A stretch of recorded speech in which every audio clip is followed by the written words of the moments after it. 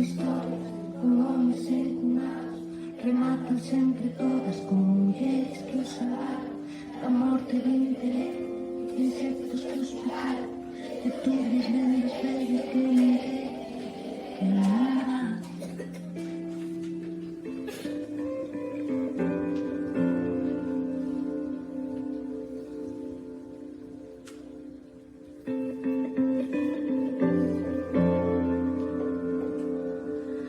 E nós, pouquinho a pouco, ímonos situando, construindo barricadas no país dos alarás.